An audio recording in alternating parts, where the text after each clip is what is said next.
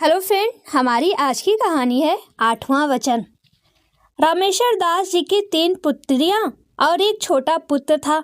उनकी 2 बेटियों की शादी हो चुकी थी और अपनी तीसरी बेटी कला की शादी अपने दफ्तर के सामने डेली नीड्स स्टोर पर काम करने वाले राघव से कर दी थी। रामेश्वर दास जी गवर्नमेंट में हेड क्लर्क थे। ज़्यादातर दफ्तर के सामने वाली दुकान से ही वो सामान खरीदते थे और उस दुकान के मालिक से उनकी अच्छी जान पहचान थी। उन्होंने ही राघव के बारे में बताया था।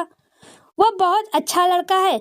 जांच पड़ताल करने पर पता चला कि राघव के पिता किसी प्राइवेट कंपनी में सुपरवाइजर पद से रिटायर हो चुके हैं। राघव का एक छोटा भाई और बहन भी थी। उनका 1-2 मंजिला 100 वर्ग मीटर का घर भी था, जिसमें कि ऊपर का हिस्सा उन्होंने किराए पर दे रखा था। छोटा भाई कॉलेज में पढ़ रहा था और बहन 12वीं क्लास में थी। घर में आय का साधन घर का किराया और राघव की तनख्वाह ही थी। राघव ने शादी करते समय रामेश्वर दास जी को स्पष्ट रूप में बता दिया था कि हम कोई ज़्यादा अमीर तो है नहीं और जब तक बहन की शादी नहीं हो जाती तब तक वह घर से अलग भी नहीं हो सकता। पापा ने अपनी नौकरी में रहते हुए हम लोगों के लिए 2 मंजिला घर भी बना रखा है। घर में माताजी ने कभी कोई चीज़ की कमी नहीं होने दी। राघव के पिता ने भी स्पष्ट तौर से रामेश्वर जी को कह दिया था कि हमें दहेज में कुछ भी नहीं चाहिए। हमें तो केवल घर में आराम से मिलजुल कर रहने वाली एक घरेलू लड़की की आवश्यकता है। रामेश्वर दास जी को भी ऐसे ही लड़की की तलाश थी। विवाह उपरांत 6 महीने मानो पंख लगाकर उड़ गए हो। राघव की मम्मी भी राघव की जैसी सुलझी हुई विचारों की थी। राघव का छोटा भाई भी अपनी कॉलेज की पढ़ाई के साथ साथ ट्यूशन भी पढ़ाता था। राघव की बहन भी घर के हर काम में पूर्ण रूप से सहयोग करती थी। हालांकि राघव स्टोर से देर से ही आता था और अक्सर इतवार को भी ओवर टाइम कर लिया करता था। इसके अलावा वह और अच्छी नौकरियों के लिए भी पढ़ाई करता ही रहता था। कला भी उस घर में बेहद प्यार पाकर बहुत ज़्यादा खुश थी। राघव ने कला के जन्मदिन पर अपने बचाए हुए सारे पैसों में से उसको एक बहुत अच्छा स्मार्टफोन लाकर दिया था। उसकी माँ भी राघव को खर्च किए 5,000 महीना दे दिया करती थी। बाकी के 15,000 माँ अपने पास घर खर्च के लिए रख लेती थी। इन्हीं पैसों से ही कला के लिए गहने भी खरीदे गए थे, जो कला के वापस देने पर भी उन्होंने यह कहकर नहीं लिए कि तुम समझदार बनो और अपना सामान खुद ही संभाल कर रखो। जब इच्छा हो तब पहन लो और चाहो तो बैंक के लॉकर में रखवा दो। कभी घर में कोई चीज़ की कमी महसूस नहीं होती थी, क्योंकि राघव ने अपनी बचत के सारे पैसों में से कला को मोबाइल भी दिलवा दिया था। और छुट्टी वाले दिन जब ये लोग घूमने जाते थे तो राघव ने कला की मनपसंद 2 महंगी ड्रेस भी दिलवाई थी। क्योंकि कला को सावन में अपने मायके जाना था, इसलिए राघव नहीं चाहता था कि उसकी पत्नी किसी से भी कमतर लगे। मायके में उसकी दोनों बहनें बड़ी आई हुई थी और वहां जाने पर ही उसे पता चला कि उसकी सहेली की शादी भी अगले इतवार को ही है। मायके में भी कला का अधिकांश समय अपनी सहेली के साथ ही कट रहा था। शादी के लिए जब गिफ्ट की बात हुई तो कला की मम्मी ने बताया कि तुम्हारी शादी में तुम्हारी सहेली शानू ने तुमको सबसे भारी वाली पायल दी थी, जो लगभग 5,000 की होगी। साथ ही उन्होंने यह भी स्पष्ट कर दिया कि पड़ोस के नाते हमारे लेना देना तो सिर्फ 1100 रुपये का ही है, अतः वो तो उसे 1100 का ही नेक देगी। तभी दोनों बड़ी बहनों ने कहा, तुम्हारी सहेली ने तुम्हें इतनी भारी पायल दी है तो तुम्हारा भी फर्ज बनता है कि तुम भी उसे कुछ महंगा ही उपहार दो। कला के पास भी इतने पैसे तो नहीं थे।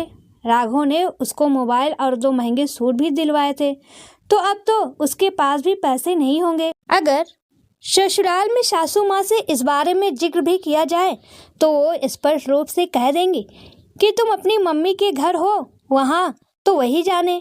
दोनों बहनों का घर भी नज़दीक ही था और वो लगभग जब तक रोज ही मायके आती रहती थी। बहनों से पैसे उधार लेना अच्छा तो नहीं लगेगा।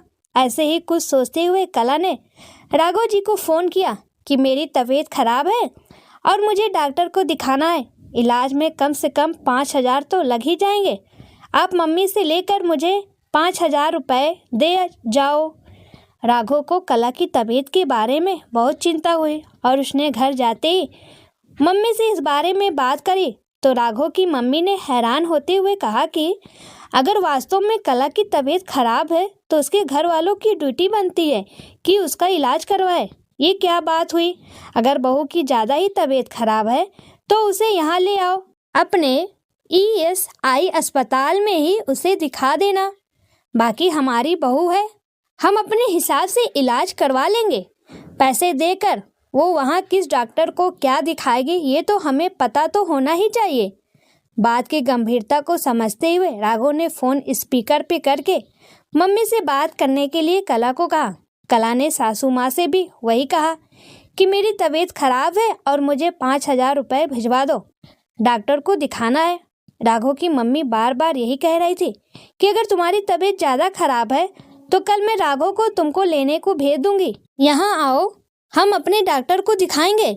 बस यही वाद प्रतिवाद चल रहा था कि कला को बहुत गुस्सा आया और वह गुस्से में ही बोली, मेरे आदमी की सारी कमाई तो आप रख लेती हो, क्या जरूरत पड़ने पर मैं डॉक्टर को दिखाने के लिए भी 5,000 की हकदार नहीं हूँ? कोई ज़रूरत नहीं है अपने बेटे को यहाँ भेजने की या आपको यहाँ आने की। ऐसा कहकर कला ने फ़ोन काट दिया। राघव को उम्मीद भी नहीं थी कि कला उसकी मम्मी से इस तरह से भी बात करेगी। उसके बाद कई बार उसने कला से बात करना चाही लेकिन कला ने फ़ोन नहीं उठाया। घर में राघव को भी कला का ऐसा व्यवहार बहुत बुरा लगा। माँ ने भी तब से ये कहकर चुप्पी साध ली थी कि अब से तुम्हें अपनी तनख्वाह मुझे देने की ज़रूरत नहीं है, अपना इंतज़ाम अलग ही कर लो।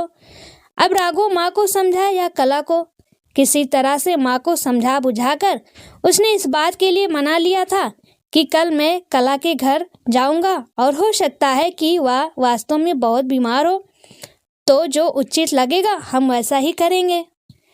दूसरे दिन बहनों के सामने जब कला ने अपने माता पिता को यह बतलाया कि उसकी सासू माँ ने उसकी बीमारी के नाम पर भी कला को पैसे देने से मना कर दिया और उसके पति के सारे पैसे माँ ही रख लेती है, बस एक बार किसी के बारे में विचार बदलो तो ढूंढ ढूंढ कर उनकी बुराइयां भी मिलने लगी और साथ में घर में उसकी माँ और बहनों की सहानुभूति भी। घर में सबको लगने लगा कि कला अपने ससुराल में बहुत अत्याचार सहन कर रही है। बस फिर क्या था, अपने अपने तरीके से सब उसके साथ शौक व्यक्त कर रहे थे। उसी रात दुकान से सीधा राघव अपने ससुराल आ गया। कला ने उससे पैसे मांगे तो राघव ने उसे देखते हुए कहा, तुम तो बिल्कुल सही लग रही हो। हाँ ठीक हूँ तो क्या मुझे पैसों की जरूरत नहीं पड़ सकती? कला ने चिल्लाकर कहा। ठीक है, कोई कारण तो बताओ। घर में किसी ने भी राघव से सीधे मुंह बात भी नहीं की। हालांकि राघव को भूख भी लग रही थी लेकिन फिर भी उसने ना तो कुछ खाया और ना ही किसी ने उससे ज़्यादा पूछने की ज़रूरत समझी। इसके विपरीत बहनें अपने घर चली गई और उसके मम्मी पापा भी उसका अच्छे से स्वागत करना तो दूर, बिना बात करे ही सोने के लिए अपने कमरे में चले गए। दूसरे दिन जब वह सुबह घर जाने के लिए निकला तो कला ने तो उसके साथ जाने से साफ इनकार कर दिया और कोई भी उसको बाहर तक छोड़ने तो दूर, जाते हुए देखने भी नहीं आया।